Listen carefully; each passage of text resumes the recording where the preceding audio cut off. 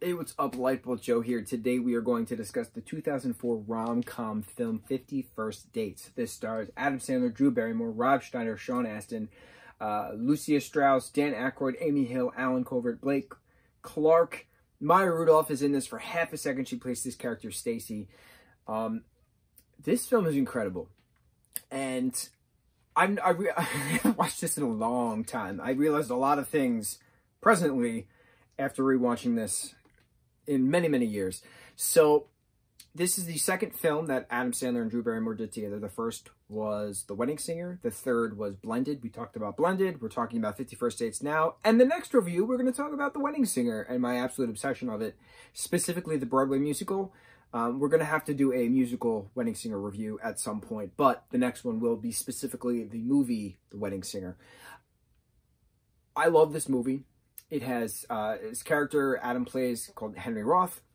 Lucy Whitmore is played by Drew Barrymore. Lucy and Henry meet in a diner in Hawaii. This takes place in Hawaii. And she suffers from short-term memory loss. She's very much like Dory, the hippo tang from Finding Nemo. Lucy and her father were in a car accident about a year ago on October 13th. And every day she wakes up thinking it's October 13th, a Sunday, her dad's birthday. She wears the same pink shirt. She goes to the same diner. She orders waffles. She makes a Waffle House or a teepee or something. And Henry meets her one day and then makes plans with her to have breakfast at that restaurant again the next day. So he goes the next day and she pretends like she doesn't know him. But then the restaurant owner and the cook, perfect characters that they are, pull her aside, explain the short-term memory thing. As the days progress, you know, Henry's like, no, you know, this isn't just a hookup. Like, I want to be with this girl. So he, like, pulls these stunts to, like, get her to stop on the side of the road and help with jumper cables or, like, pretend he's a kidnap victim, things like that. Eventually, he meets her father and her brother, Sean Astin, playing this, you know, steroid-induced wet dream, having lisp-speaking muscle dude. Perfect. Absolutely love Sean Astin. How he has changed over the years, but it's good to see characters. It's good to see actors grow. Let's put it that way. All from his, you know, early childhood days of Goonies to here we are now. He played Bob in Stranger Things. So each day, dad and brother pretend that it's October 13th, Sunday, October 13th, the father's birthday. So they put on the same routine. They repackage the 6th Sense birthday present. They throw out the upside down pineapple cake. They repaint the garage that Lucy, you know, paints because she's an art teacher. So Henry wants to try to figure out a new way for her to remember things. So he makes a videotape. Rob Schneider plays his best friend, Ula, true native Hawaiian that he is.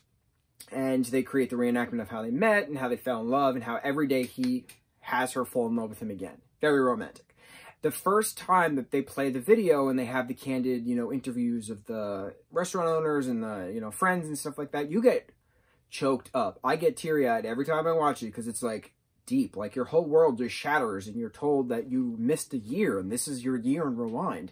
So as the story progresses, they break up, they make up, and then eventually after he proposes to her and she says yes, the day after, she doesn't remember, obviously, and she starts to actually write in a journal. So she herself is telling her own story back to her versus Adam's character of Henry telling the story to her.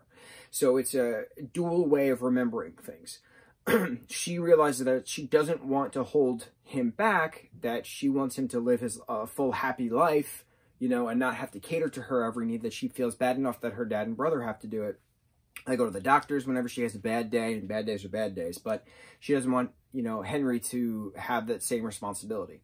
So they break up, time goes on, he's all set to go on his Alaskan trip via boat to, you know, study the underwater principles of walrus because he works at a zoo, at an aquarium in Hawaii. And her father gives him a going away present of a Beach Boys soundtrack, a CD. And Lucy herself sings, "Wouldn't it be nice if we," right? That song? I don't know the lyrics. But she only sings when she paints when she meets Henry. On days that she doesn't meet Henry, she doesn't sing. So her father says, you know, she's living at this institute now, this brain clinic, and she's teaching an art class there, and she's doing very well, and she's starting to sing again. So it's putting a little blip in Henry's head. So Henry's sailing off into the sun, and he's like, what is this message that her father's giving me this thing? And he's like, wait a minute. She starts singing again. She does remember. So he hightails it back, does a Yui, runs to the clinic, runs up the stairs screaming Lucy, and he finds her, and she says, Lucy Whitmore, do you know who I am? And she says, no. And then he's like, oh, well, that sucks. And then she's like, can I show you something? And she takes him to her studio, and there's pictures of him everywhere in various art forms. She explains that she doesn't know who he is, but he's in her dreams every night. And they realize that she does have a long-term memory of him now because she falls in love with him every single night. So it's not a matter of being cured, it's a matter of that he is now in her long-term memory. They end up getting back together again after he admits that she tried to erase him, and what a dumb mistake that was. Time goes on, they get married, they have a child, they're all together with Grandpa on the fishing trip. Marlin, with is the name of Lucy's father, who's now a grandfather.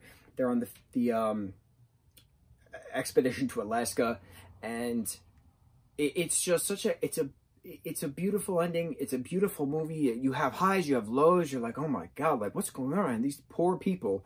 But it's such a beautiful feel-good film when they do get back together and they have all those first kiss moments and all these things. It's gorgeous. Now, I myself write in a journal every night. I recap. If I have a weird dream, I will write about it. If I have a weird feeling, I'll write about it. But each day-to-day is mainly like what I did, what I watched, what I read. Things. If I talk to someone, I used to like extensively journal years back, but I don't really do that anymore. I don't do it so much because I don't like reading it back. The only reason I started to do this is because I have a fear of forgetting. I have a fear that I might slip into a coma and I might lose some time and I won't remember. That's my greatest fear in life, not remembering. So I myself started journaling January 1st, 2010. I have over 10 years worth of journals. Each 6 months is a book, right? A marble notebook you find at any, store, is 6 months. So every 6 months I get a new book. I write. I just it's documenting. I just document the day. That's it. Yeah. So watching this, because I haven't watched this in a long time, I realized that this movie probably put that spark in my brain years ago, over a decade ago, of that fear of not remembering. Because certain things you need to remember. And what happens if you can't remember certain things? That's scary. That is scary. That is my biggest fear. Not dying alone or blah, blah, blah. Not all that basic white girl crap. I'm talking about losing your memory. Not remembering what happens. Who you are, what you do, who you talk to, what you're like, your likes, your dislikes, etc. Right? Biggest fear. So this was an eye-opening experience, that's for sure. Watching this back, I'm happy I watched it.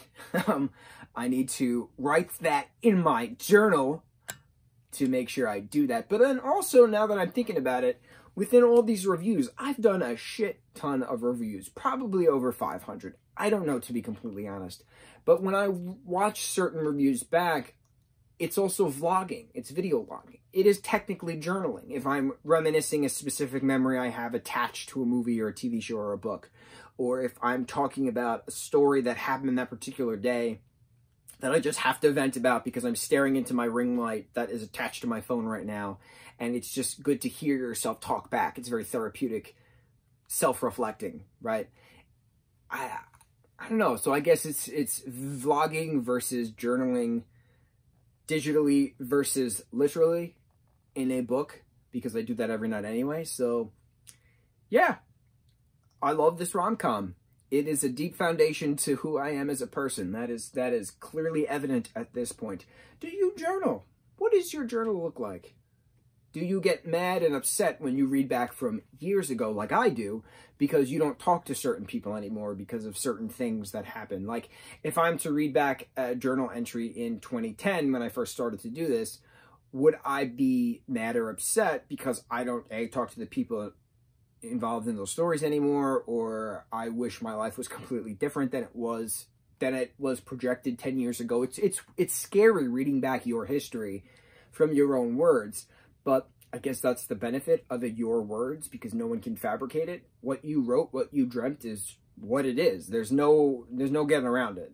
It ain't no alternative fact, that's for sure. It is hardcore hashtag fun fact. So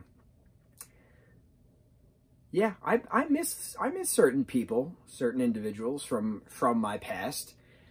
Whether we had a fight and that's why we don't talk anymore, or whether we outgrew each other and we don't talk anymore, or, you know, things happen. It's sad to say, but things happen. You know, I don't want to reflect. We're not going to reflect. That's what the books are for. If I need to reflect, I'll read those books and cry into the pages of yesteryears. But that's the benefit. The past is the past, which got us to the present, and the present is now to see us to the future. End quote. Enjoy your day. Mucho mahalo.